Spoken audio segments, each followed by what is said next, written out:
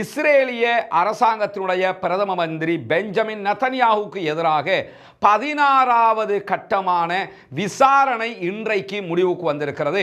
இன்னும் 8 தடவைகள் அவர் நீதிமன்றத்திலே ஆஜராக வேண்டி வருகிறது என்கிற தகவல்களும் வெளியாகி இருக்கிறது. ஆனால் காசாவினுடைய நிலை எப்படி இருக்குன்னு கேட்டால், ஒரே ஒரு ரொட்டி துண்டை பெற்றுக்கொள்வதற்காக காலையிலிருந்து மாலை வரைக்கும் வரிசையில் நிற்க வேண்டிய நிர்பந்தம் உருவாகி இருக்கிறது. ஹெஸ்புல்லாக்களுடைய தற்போதைய தலைவர் நாயிம் காசிம் அவர்கள் லெபனானுடைய அல் மனார் தொலைக்காட்சிக்கு ஒரு பேட்டியை அளித்திருக்கிறார். அந்த பேட்டியில் அவர் சொல்லியிருக்கக்கூடிய மிக தெளிவான செய்திகளில் ஒன்று என்னன்னா,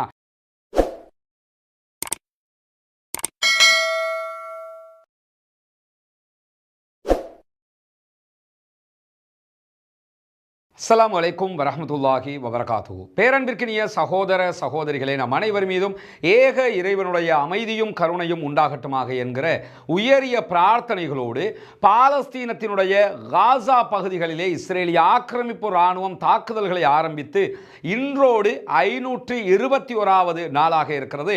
காசாவிலே யுத்த நிறுத்தம் ஏற்பட்டு 51 நாட்களை நாம் தாண்டி கொண்டிருக்கிறோம். இந்த நிலையில் கடந்த 11 நாட்கள் காசாவினுடைய நிலையை பொறுத்தவரையில் அங்கு யுத்தமும் இல்லை, அமைதியும் இல்லை என்கிற ஒரு நிலை இருக்கிறது. காரணம் என்னன்னா, 40 நாட்கள் முதல் கட்ட யுத்த நிறுத்தம் முடிவுக்கு வந்துவிட்டது. 2ஆம் கட்ட யுத்த நிறுத்த பேச்சுவார்த்தைகள் முழுமைப்படுத்தப்படவில்லை. எனவே தற்போது யுத்தமா யுத்தம் இல்லையா என்கிற ஒரு சந்தேகத்துக்குரிய நிலையே காசாவில் நிலவி கொண்டிருக்கிறது. இப்படியான நிலையில் காசாவுக்கு எதிராக இஸ்ரேலிய ஆக்கிரமிப்பு இராணுவம் தொடர் தாக்குதல்களை அவ்வப்போது நடத்தி வருகிறார். அதே நேரம் வெஸ்ட் பேங்க் என்று சொல்லக்கூடிய மேற்கு கரை நகரங்களிலும் தொடர்ந்து தாக்குதல்களை பலமாகவே நடத்தி வருகிறார்கள். இந்த நிலையில தான் காசாவுக்குள் நுழையக்கூடிய மனிதாபிமான உதவிகள் அத்தனையும் தற்போது ரத்து செய்யப்பட்டிருக்கிறது. காசாவின் குழந்தைகளுக்கு தேவையான உணவுகள் இல்லை, முதியவர்களுக்கு தேவையான மருந்துகள் இல்லை, எவருக்கும் தேவையான உணவுகள், தண்ணீர் எதுவுமே இல்லாத ஒரு தட்டுப்பாடான நிலை உருவாகி இருக்கிறது. புனிதமிக்க ரமலானுடைய மாதத்தில் கூட நிம்மதியாக நோன்பை நோக்க முடியாத அளவுக்கு பாலஸ்தீனத்தினுடைய காசாவினுடைய மக்கள் அல்லல் பட்டு துன்பப்பட்டு கொண்டிருக்கக்கூடிய ஒரு நிலை உருவாகி இருக்கிறது. இப்படி பாலஸ்தீனத்திற்கான உணவு, தண்ணீர், மருந்துகளை ரத்து செய்கிற போது, உள்ளே நுழைய விடாமல் தடுக்கிற போது அவர்கள் எங்களுடைய வழிக்கு வந்து விடுவார்கள் என்று நம்புகிறது இஸ்ரேலிய ஆக்கிரமிப்பு அரசாங்கம்.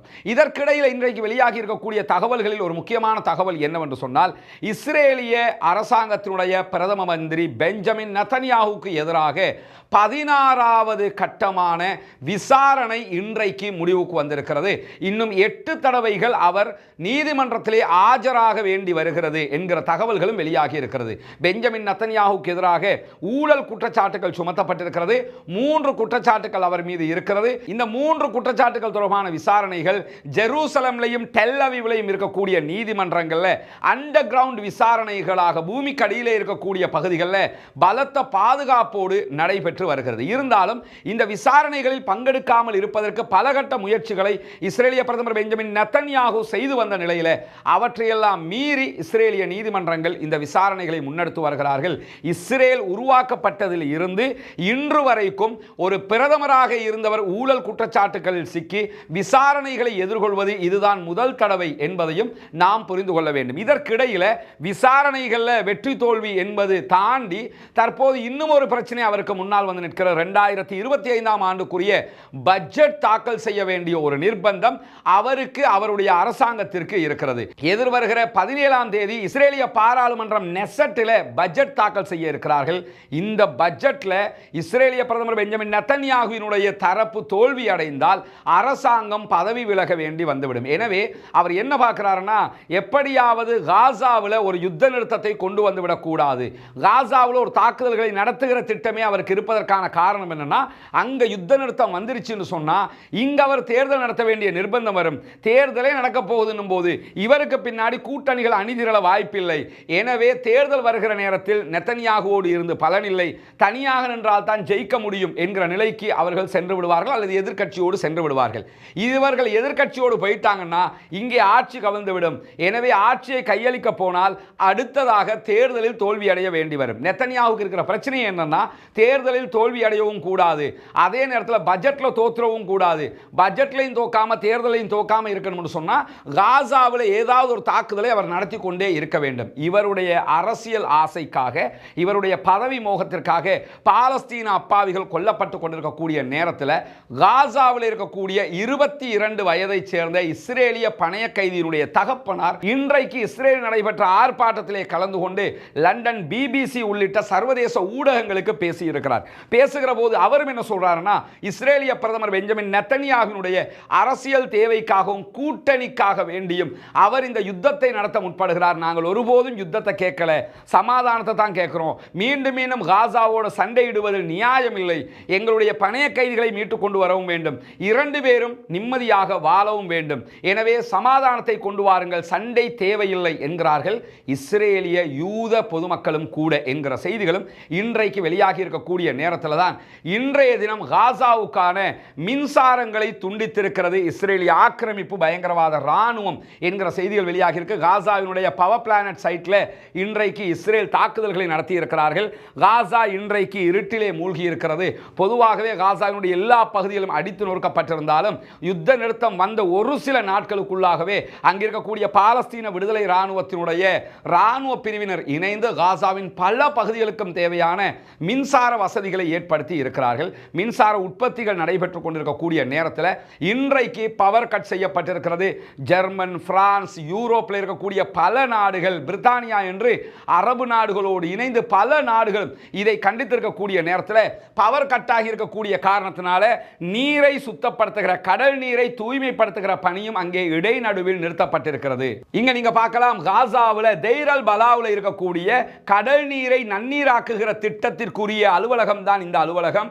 இந்த இடத்திலையும் அவங்க யுத்த காலத்தில் கடுமையான தாக்குதல்களை நடத்தியிருந்த நேரத்தில் தற்போது யுத்தம் எல்லாம் நின்ற நிலையில் இந்த இடத்தை ரெடி பண்ணி தற்போது தண்ணீர் கொடுக்கக்கூடிய வேலையை செஞ்சு வந்தாலும் இன்றைக்கு ஏற்பட்டிருக்கக்கூடிய மின்சார தடை காரணமாக இங்கேயும் நீர் சுத்திகரிப்பு தடை செய்யப்பட்டிருக்கிறது, தடுக்கப்பட்டிருக்கிறது என்கிற கவலைக்குரிய செய்திகள் வெளியாகி கொண்டே இருக்கக்கூடிய நேரத்தில் இன்றைய தினம் தோஹா கத்தாருக்கு இஸ்ரேலுடைய முழுமையான பிரிவுகள் சென்றடைந்திருக்கிறார்கள். இஸ்ரேலுடைய உள்நாட்டு பாதுகாப்பு பிரிவு ஷின்பத்தினுடைய தலைவர் தோஹா கத்தார் போயிருக்கிறார். அதே போன்று பேச்சுவார்த்தைக்கு தேவையான அதிகாரிகள் போய் சேர்ந்து விட்டார்கள். கெய்ரோவினுடைய அதிகாரிகள் தோஹா கத்தாருக்கு வந்து விட்டார்கள். தோஹா கத்தாரிலிருந்து கெய்ரோ போயிருந்த பாலஸ்தீன விடுதலை அமைப்பினுடைய அதிகாரிகளும் தோஹா கத்தாருக்கு வந்திருக்கக்கூடிய நேரத்தில் அமெரிக்க ஜனாதிபதியினுடைய மத்திய கிழக்கு பொறுப்பாக இருக்கக்கூடிய விட்காஃபும் நாளைய தினம் செவ்வாய்க்கிழமை தோஹா கத்தாரை வந்து அடைந்து விடுவார். எனவே வந்தவுடன் சமாதான பேச்சுக்கள் நடைபெற இருக்கிறது என்கிற செய்திகளும் வெளியாகி இருக்கக்கூடிய நேரத்தில் பாலஸ்தீன விடுதலை அமைப்பு 2 விவகாரங்களை மிக தெளிவாக சொல்லி இருக்கிறார்கள். ஒன்று, இந்த பேச்சுவார்த்தை காலகட்டத்துக்குள்ளாக ஒரு டெக்னிக்கல் டீமிடத்தில் எங்களுடைய ஆட்சியை நாங்கள் கொடுப்பதற்கு தயாராக இருக்கிறோம்.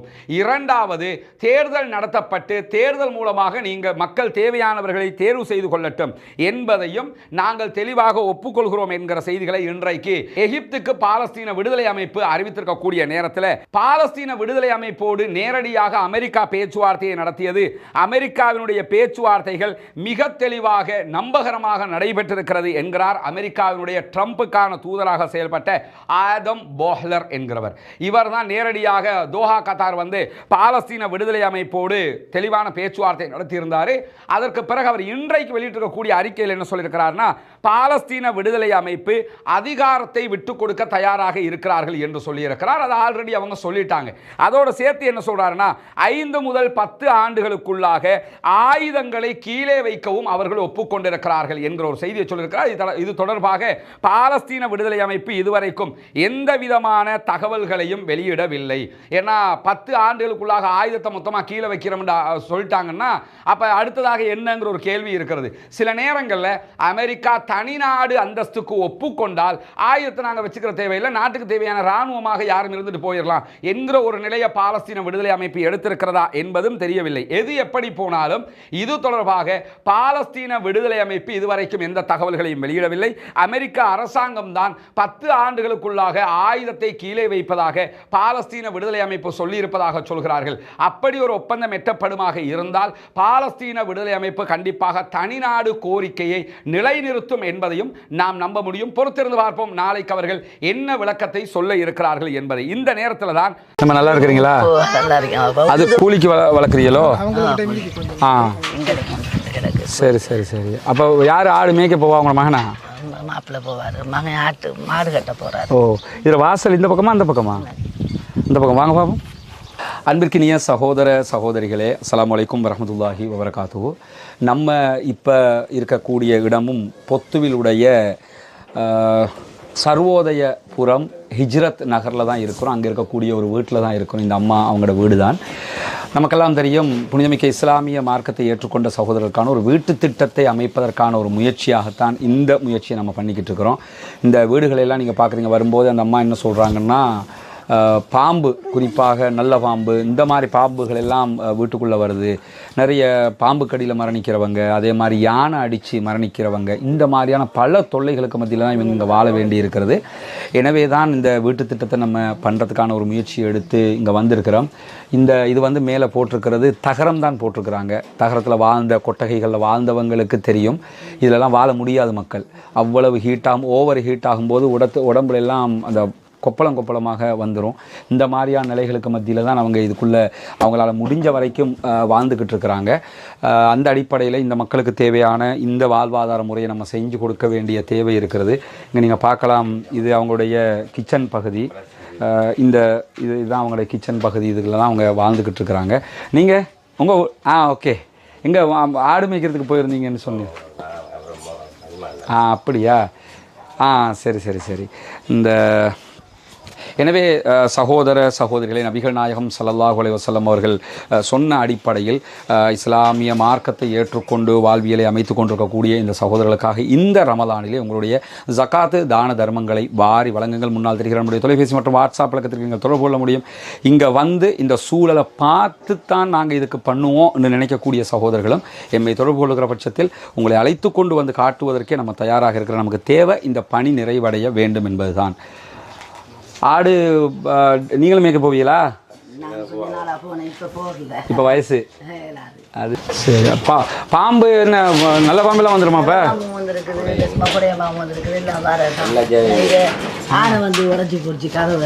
இங்கே வந்தா இது யானை வந்து உடைச்சிருச்சாம். யானை இங்கே வருமா? தலைவர என்ன? அல்லாஹ் அக்பர். உசிரை கையில் பிடிச்சி தான் வாழ வேண்டியிருக்குல்ல. அந்த செட்டையை பற்றி நான் கொடைய வச்சுக்கிறாங்க. அதை கொடைய வச்சுருக்கேன். இப்போ யானை வந்ததுனால அதை உடைச்சிக்கிட்டு தான் நீங்கள் வெளியே போனீங்களா? அந்த காட்சி, அந்த கொடை வச்சிருக்கக்கூடிய காட்சி, யானை உள்ளே வந்துருச்சு. வந்ததோடு அவங்க என்ன பண்ணுறாங்கன்னா, அதை உடைச்சிக்கிட்டு தான் உயிர் தப்பி இருக்கிறாங்க. அதை நான் கொடையை போட்டு மறைச்சிருக்கிறாங்க. அதை இன்னும் ஃபில் பண்ணல. அவங்க கொடையை வச்சு மறைச்சிருக்கிறாங்க. இதெல்லாம் நீங்கள் இங்கே நம்ம வீடியோவில் பார்க்குறீங்க. நேரில் வந்து பார்த்தா நம்மளால் தாங்க முடியாமல் இருக்கும். அந்த மாதிரியான ஒரு நிலையில் தான் அந்த மக்கள் வாழ்கிறாங்க. அல்லாஹு தாலா உங்களை கைவிட மாட்டாமா. இன்ஷா அல்லாஹ் முயற்சி கைகூடுவதற்கு பிரார்த்தனை பண்ணுங்க. கடந்த 17 மாதங்களாக நடைபெற்று வரக்கூடிய தாக்குதல்களில் மேற்கு கரை வெஸ்ட் பேங்க் பகுதிகளில் இருந்து சுமார் 15,000க்கு மேற்பட்டவர்கள் கைது செய்யப்பட்டிருக்கிறார்கள் என்கிற செய்திகளோடு, காசாவில் இன்றைக்கு கான் யூனிஸ் பகுதிகளில் நடத்தப்பட்ட தாக்குதல்களில், இஸ்ரேல் நடத்திய தாக்குதல்களில் 3 சகோதரர்கள் படுகாயம் அடைந்திருக்கிறார்கள் என்கிற செய்திகளும் வெளியாகி இருக்கிறது. இப்படியான நிலையில் இன்றைக்கு காசாவில் நீங்கள் எடுத்துக்கிட்டிங்கன்னா, நம்ம எல்லாம் நோம்பில் சஹரு செஞ்சுட்டு ஃபஜ்ரு தொழுதுட்டு சில நேரம் ரெஸ்ட் எடுப்போம், இல்லைன்னா அடுத்தடுத்த வேலைகளை பார்க்க போயிடுவோம். ஆனால் காசாவினுடைய நிலை எப்படி இருக்குன்னு கேட்டால், ஒரே ஒரு ரொட்டி துண்டை பெற்றுக்கொள்வதற்காக காலையிலிருந்து மாலை வரைக்கும் வரிசையில் நிற்க வேண்டிய நிர்பந்தம் உருவாகி இருக்கிறது. நம்ம நாட்டில் எக்கானமிக் கிரைசிஸ் வந்த நேரத்தில் நம்ம வரிசையில் நின்ற காட்சிகளை நம்ம பார்த்துருக்கிறோம். இது மிகப்பெரிய ஒரு அவலமான நிலையாக காசாவினுடைய நிலையை உலகத்திற்கு எடுத்து காட்டுவதை நாம் பார்க்க முடிகிற அதே நேரத்தில், இன்றைக்கு வெளியாகி இருக்கக்கூடிய இன்னும் ஒரு செய்தியில் இஸ்ரேலிய ஆக்கிரமிப்பு இராணுவம் என்ன சொல்கிறாங்கன்னா, சிரியாவுக்குள்ள ஆயிரக்கணக்கான பாலஸ்தீன விடுதலை போராளிகளுடைய இயக்கத்தைச் சேர்ந்தவர்கள் செயல்படுகிறார்கள் என்று சொல்லியிருக்கிறார்கள். அப்படி செயல்பட்டாலும் இவங்களுக்கு அது குத்துது கொடையுது என்று சொல்றதில் எந்த தேவையும் கிடையாது. ஆனால் சிரியாவில் நமக்கு தெரியும், இன்றைக்கும் மிக கடுமையான தாக்குதல்கள் நடைபெற்று வருகிறது. சிரியாவில் இருக்கக்கூடிய HTC என்கிற தற்போதைய ஆளும் அரசாங்கத்திற்கும் அசாதினுடைய படைகளுக்கும் இடையில தான் ரொம்ப அதிகமான தாக்குதல்கள் நடைபெற்று வருகிறது. இதில் இன்னைக்கு எல்லாருடைய வாட்ஸ்அப்லையும் பெரும்பாலும் வந்திருக்கக்கூடிய ஒரு செய்தி தான், 1000க்கு மேற்பட்ட பொதுமக்கள் வீரர்கள் கொல்லப்பட்டிருக்கிறார்கள் தற்போதைய HTC அரசாங்கத்தினால் என்கிற செய்திகள். இந்த செய்தியை பொறுத்தவரையில் நமக்கு முழுமையாக இந்த நிமிடம் வரைக்கும் அதை உறுதிப்படுத்த முடியாமல் இருக்குது. காரணம் என்ன, இந்த செய்திகளை அசாதுக்கு ஆதரவான ஊடகங்களும் ஈரானிய ஊடகங்கள் மாத்திரம்தான் சொல்றாங்க. 1000 பேருங்கிற குவான்டிட்டிக்காக நான் சொல்றேன். ஏன்னா ஈரானை பொறுத்தவரை அசாதுக்கு ஆதரவாக இருப்பாங்க என்கிற நிலையில் இந்த செய்தியை நம்ம முழுமையாக 1000 பேர் மரணிச்சிட்டாங்கிறத நம்ம கொண்டு வந்து வச்சிட முடியாது. நாளைய தினம் அல் ஜசீராவோ அதை ஒட்டிய வேறு ஒரு சர்வதேச ஊடகமோ அல்லது உள்ளூர் ஊடகங்களோ என்ன செய்தியை ஆதாரத்தோடு சொல்கிறார்கள் என்பதை பார்த்து சிரியாவில் என்ன நடந்து கொண்டிருக்கிறது என்பது தொடர்பான முழுமையான ஒரு தெளிவான வீடியோவை நாளைக்கு நம்முடைய ரஸ்மின் MISC நியூஸ் மற்றும் ரஸ்மின் MISC அப்டேட்ஸ் என்கிற சேனல்களில் வெளியிட இருக்கிறோம். அதையும் நீங்கள் பார்க்கிற போது சிரியாவில் நடந்து வரக்கூடிய செய்திகளை நீங்கள் புரிந்து கொள்ள முடியும். இந்த நிலையில் இன்றைய தினம் ஹெஸ்புல்லாக்களுடைய தற்போதைய தலைவர் நாயிம் காசிம் அவர்கள் லெபனானுடைய அல் மனார் தொலைக்காட்சிக்கு ஒரு பேட்டியை அளித்திருக்கிறார். அந்த பேட்டியில் அவர் சொல்லியிருக்கக்கூடிய மிக தெளிவான செய்திகளில் ஒன்று என்னன்னா, ஹசன் நசருல்லா அவர்கள் கொல்லப்பட்ட அந்த தருணத்தை அவர் விவரிக்கிறார். ஹசன் நசருல்லாவுடைய மரணத்தை நாங்கள் எதிர்பார்க்கவே இல்லை. திடுதிப்புண்டு ஒரு தாக்குதல் நடத்தப்பட்டு துல்லியமாக அந்த தாக்குதலில் அவர் கொல்லப்பட்டார். அதை தொடர்ந்து அடுத்த தலைவராக அடுத்த பொதுச் செயலாளர் தான் அவங்க தலைவர் ரேஞ்சுக்கு வச்சுக்கிடுவாங்க. அடுத்த தலைவராக ஹாஷிம் சஃபீதீன் அவர்களை கொண்டு வருவதற்கான பேச்சுவார்த்தைகள் நடைபெற்று வந்தது. நான் அவற்றை நீங்கள் தான் ஜெனரல் செக்ரட்டரி ஆகணும் என்று பேசிக்கொண்டிருந்த அடுத்த நாள் ஹாஷிம் சஃபீதீன் அவர்களும் கொல்லப்பட்டார்கள் என்கிற செய்தி வந்திருந்தது. அப்படியே என்னால் தாங்க முடியாமல் போயிடுச்சு. இறைவனுடைய நம்பிக்கை காரணமாகத்தான் நான் திடமாக நின்றேனே தவிர அவர்கள் இருவரையும் இழந்தது மாபெரும் இழப்பாக நான் அன்றைய தினம் உணர்ந்தேன். என் வாழ்க்கையை நான் இழந்து விட்டதாக புரிந்து கொண்டேன் என்றெல்லாம் ரொம்ப உணர்ச்சி வசப்பட்டு அவர் பேசுகிறார். அதே நேரத்தில் என்ன சொல்றாருன்னு சொன்னா, இந்த நிலையிலும் ஹிஸ்புல்லாக்கள் ரொம்ப வலுவாக இருக்கிறார்கள். யுத்தத்தின் போது நாங்கள் சென்று சமாதான பேச்சுவார்த்தைகளை நடத்தல. இந்த நிமிஷம் வரைக்கும் நாங்கள் சமாதானத்தை கேட்கல. எங்களோடு சமாதான பேச்சுவார்த்தைக்கு இஸ்ரேல் தான் வந்தாங்க.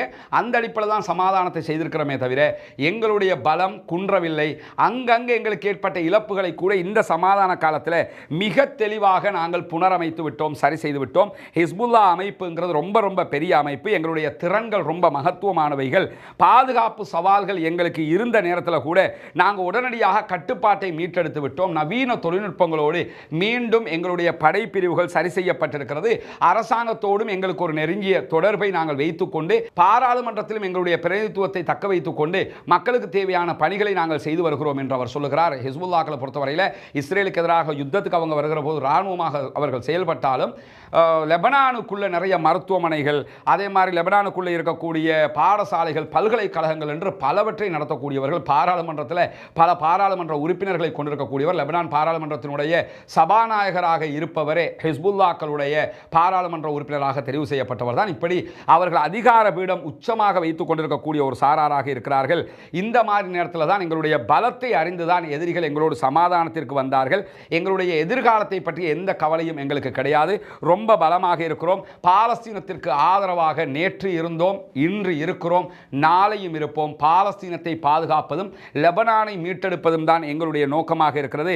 பாலஸ்தீனத்திற்கான அனைத்து உதவிகளையும் செய்ய இருக்கிற அதே நேரம் இஸ்ரேல் மீண்டும் பாலஸ்தீனத்தை தாக்குமிடத்து அல்லது இஸ்ரேல் மீண்டும் லெபனானை தொடர்ந்து சீண்டுமிடத்து அவர்களுக்கு எதிரான பதிலடிகளையும் கொடுப்பதற்கு தயாராக இருக்கிறோம். எங்களுடைய படைகளுக்கு தேவையான ஆயுதங்களை எல்லாம் மேலும் வலுப்படுத்தி கொண்டிருக்கிறோம் என்கிற பல தகவல்களை அல் மனார் தொலைக்காட்சிக்கு ஹிஸ்புல்லாக்களுடைய தலைவர் சொல்லியிருக்கிறார். அதே நேரம் மீண்டும் தாக்குதல் ஆரம்பிக்கப்பட்டால் களத்துக்கு வருவோம் என்கிற செய்தியையும் எச்சரிக்கை மணியோடு அவர் சொல்லியிருப்பதை நாம் அவதானிக்க முடிகிறது. உலகத்தில் இருக்கக்கூடிய மிக அதிகமான ராக்கெட் தாக்குதல்களை நடத்துகிற பலம் கொண்ட நாடுகளுடைய வரிசையில் ஹிஸ்புல்லாக்களும் இருக்கிறார்கள். அவங்க ஒரு தனி நாடு கிடையாது, ஆனால் அவர்களும் இருக்கிறார்கள். அந்த அளவுக்கு பலம் கொண்டவர்கள். அதே நேரத்தில் இஸ்ரேலுக்கு 4 நாட்கள் கெடு விதித்திருக்கிறது யெமனில் இருக்கக்கூடிய ஹூதிகளுடைய படைப்பிரிவு.